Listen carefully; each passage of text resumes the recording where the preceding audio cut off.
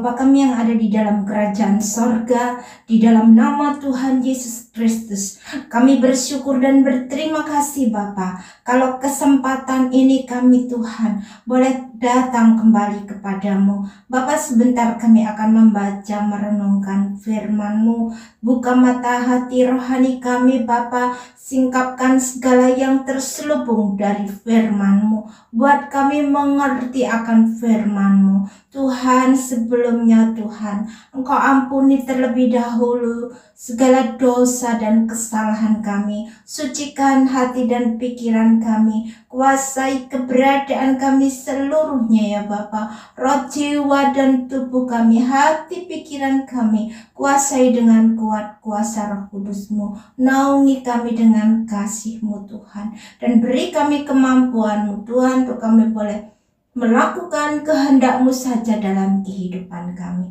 Terima kasih Bapa. Ini doa dan permohonan kami yang kami imani dan kami peralaskan hanya di dalam nama Tuhan Yesus Kristus yang menjadi Tuhan dan Juru Selamat kami. Kami sudah berdoa dan mengucap syukur. Haleluya. Amin. Salam. Salam sejahtera di dalam nama Tuhan Yesus Kristus. Bapak Ibu Saudara sekalian, mari kita membaca merenungkan firman Tuhan di dalam Injil Lukas pasal yang ke-6 mulai. Murid-murid memetik gandum pada hari Sabat.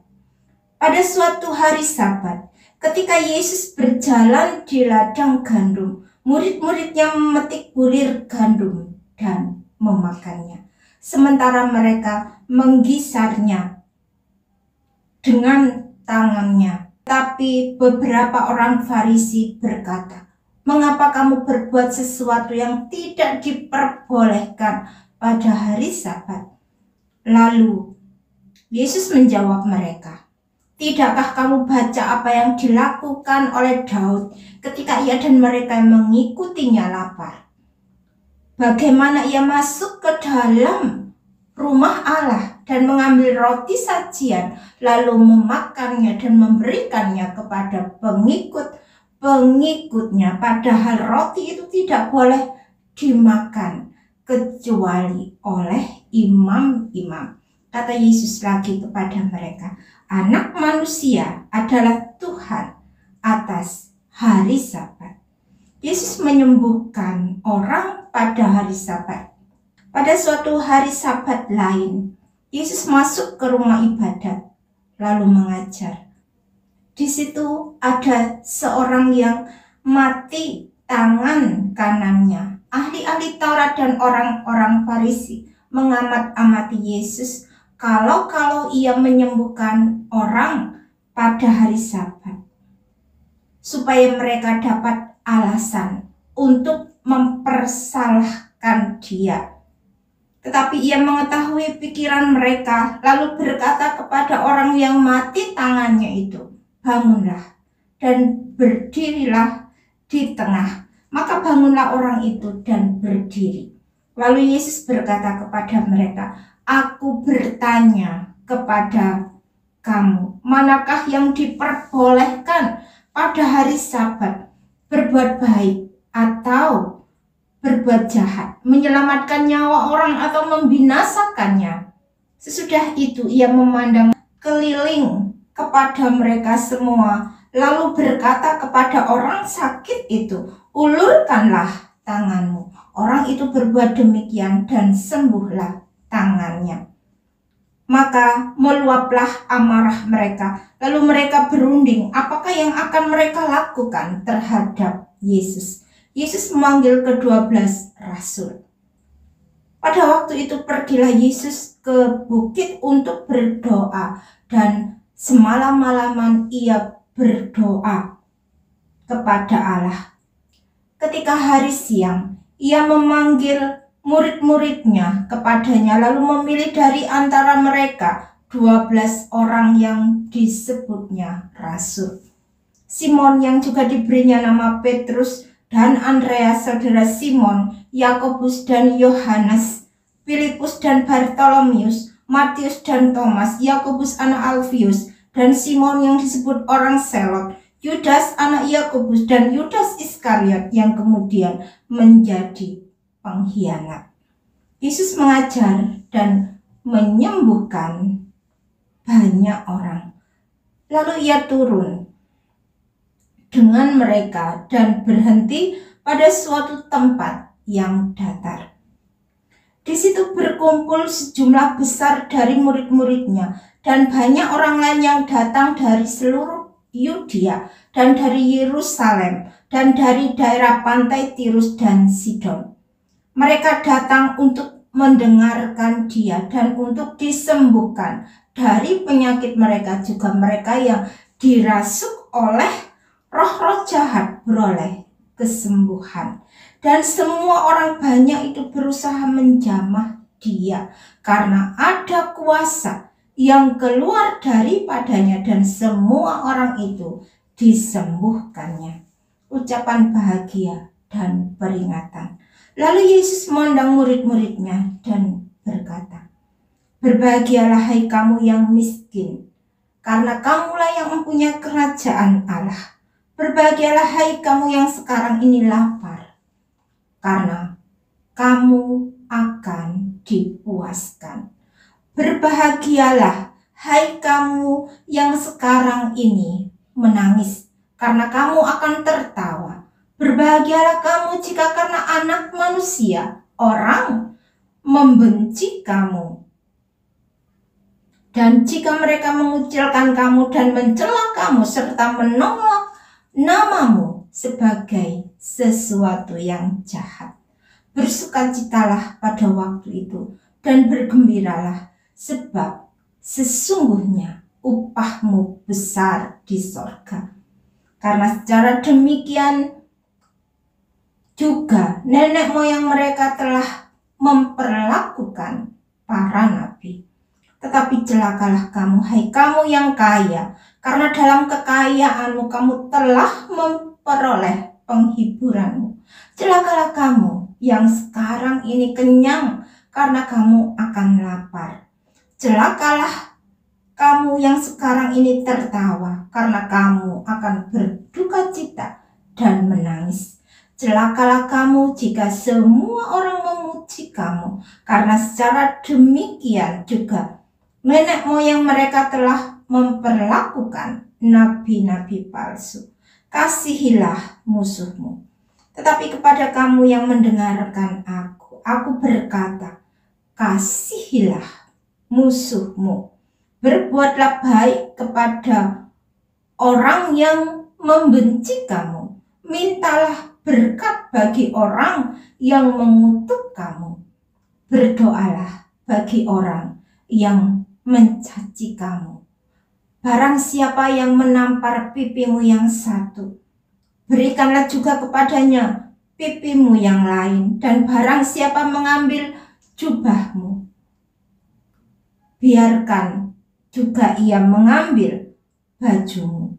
Berilah kepada setiap orang yang meminta kepadamu, dan janganlah meminta kembali kepada orang yang mengambil kepunyaanmu. Dan sebagaimana kamu kehendaki supaya orang perbuat kepadamu, perbuatlah juga demikian kepada mereka. Dan jikalau kamu mengasihi orang yang mengasihi kamu, apakah jasamu? Karena orang-orang berdosa pun mengasihi juga orang-orang yang mengasihi mereka. Sebab jika kamu berbuat baik kepada orang yang berbuat baik kepada kamu, apakah jasamu? Orang-orang berdosa pun berbuat demikian. Dan jikalau kamu meminjamkan sesuatu kepada orang karena kamu berharap akan menerima sesuatu daripadanya, apakah jasamu? Orang-orang berdosa pun meminjamkan kepada orang-orang berdosa supaya mereka menerima kembali sama banyak. Tetapi kamu kasihilah musuhmu dan berbuatlah baik kepada mereka, dan pinjamkan dengan tidak mengharapkan balasan. Maka upahmu akan besar dan kamu akan menjadi anak-anak Allah yang Maha Tinggi, sebab Ia baik terhadap orang-orang yang tidak tahu berterima kasih dan terhadap orang-orang jahat. Hendaklah kamu murah hati, sama seperti Bapamu adalah murah hati. Hal menghakimi. Janganlah kamu menghakimi, maka kamu pun tidak akan dihakimi. Dan janganlah kamu menghukum, maka kamu tidak akan dihukum. Ampunilah dan kamu akan diampuni. Berilah dan kamu akan diberi. Suatu takaran yang baik, yang dipadatkan, yang digoncang, dan yang tumpah keluar akan dicurahkan ke dalam ribaanmu. Sebab ukuran yang kamu pakai untuk mengukur akan diukurkan kepadamu. Yesus mengatakan pula suatu perumpamaan kepada mereka. Dapatkah orang buta menuntun orang buta? Bukankah keduanya akan jatuh ke dalam lubang? Seorang murid tidak lebih daripada gurunya, tapi barang siapa yang telah tamat pelajarannya akan sama dengan gurunya. Mengapakah engkau melihat selumbar di dalam mata saudaramu, sedangkan balok di dalam matamu sendiri tidak engkau ketahui? Bagaimanakah engkau dapat berkata kepada saudaramu, saudara, biarlah aku mengeluarkan selumbar yang ada di dalam matamu, padahal balok yang di dalam matamu tidak engkau lihat. Hai orang munafik, keluarkanlah dahulu balok dari matamu, maka engkau akan melihat dengan jelas untuk mengeluarkan selumbar itu dari mata saudaramu. Pohon dan buahnya, karena tidak ada pohon yang baik yang menghasilkan buah yang tidak baik, dan juga tidak ada pohon yang tidak baik yang menghasilkan buah yang baik, sebab setiap pohon dikenal pada buahnya. Karena dari semak duri orang tidak memetik buah ara, dan dari duri-duri tidak memetik buah anggur. Orang yang baik mengeluarkan barang yang baik dari perbendaharaan hatinya yang baik, dan orang yang jahat mengeluarkan barang yang jahat dari perbendaharaannya yang jahat. Karena yang diucapkan mulutnya meluap dari hatinya. Dua macam dasar. Mengapa kamu berseru kepadaku, Tuhan, Tuhan, padahal kamu tidak melakukan apa yang aku katakan? Setiap orang yang datang kepadaku dan mendengarkan perkataanku serta melakukannya, aku akan menyatakan kepadamu dengan siapa ia dapat disamakan. Ia sama dengan orang yang mendirikan rumah. Orang itu menggali dalam-dalam dan meletakkan dasarnya di atas batu. Ketika datang air bah dan banjir melanda rumah itu tidak dapat digoyahkan karena rumah itu kokoh dibangun.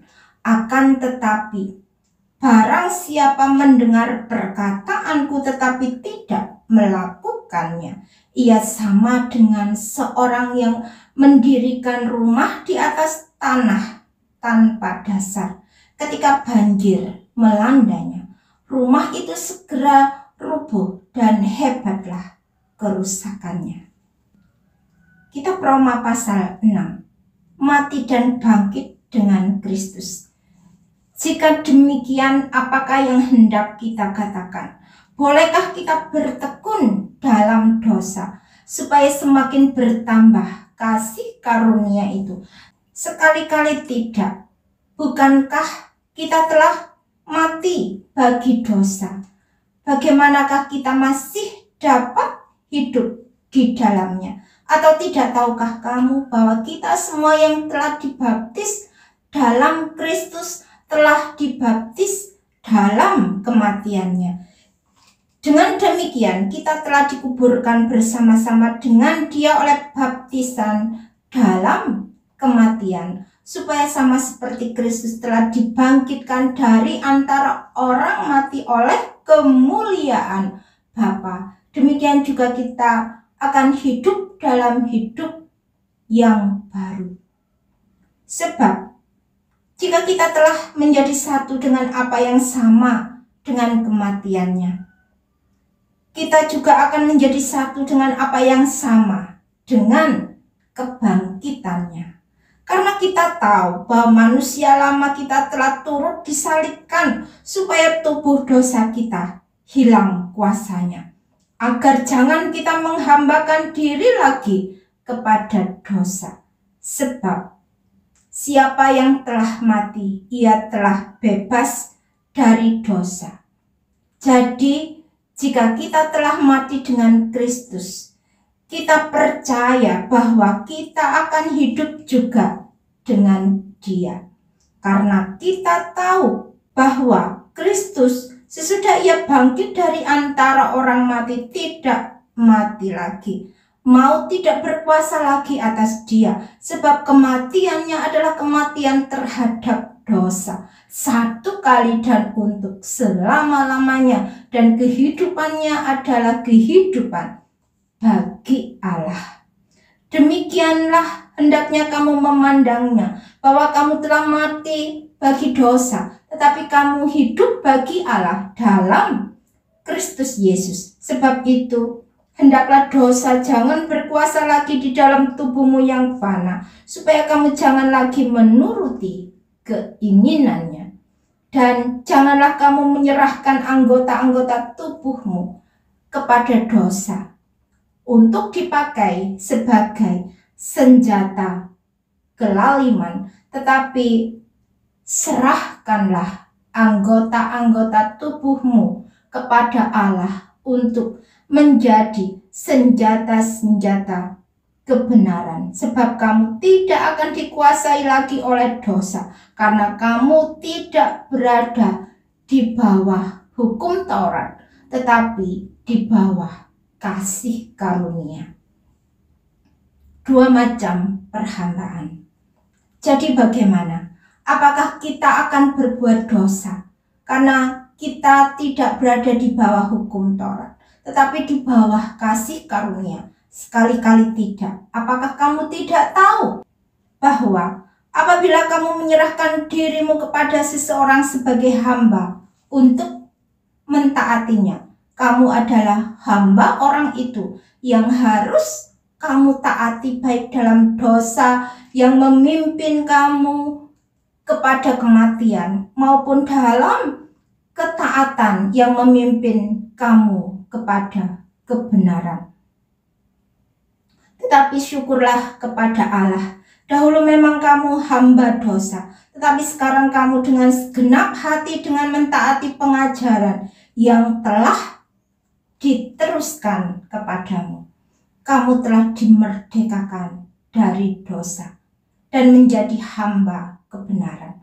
Aku mengatakan hal ini secara manusia karena kelemahan kamu, sebab sama seperti kamu telah menyerahkan anggota-anggota tubuhmu menjadi hamba kecemaran dan kedurhakaan yang membawa kamu kepada kedurhakaan, demikian hal kamu sekarang harus menyerahkan anggota-anggota tubuhmu menjadi hamba kebenaran yang membawa kamu kepada pengudusan.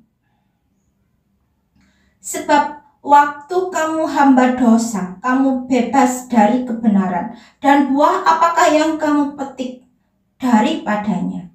Semuanya itu menyebabkan kamu merasa malu sekarang, karena kesudahan semuanya itu ialah kematian. Tetapi sekarang setelah kamu dimerdekakan dari dosa dan setelah kamu menjadi hamba Allah, kamu beroleh buah yang membawa kamu kepada pengudusan, dan sebagai kesudahannya ialah hidup yang kekal, sebab upah dosa ialah maut, tetapi karunia Allah ialah hidup yang kekal dalam Kristus Yesus Tuhan kita. Mazmur pasal yang ke-33, puji-pujian kepada Allah Israel.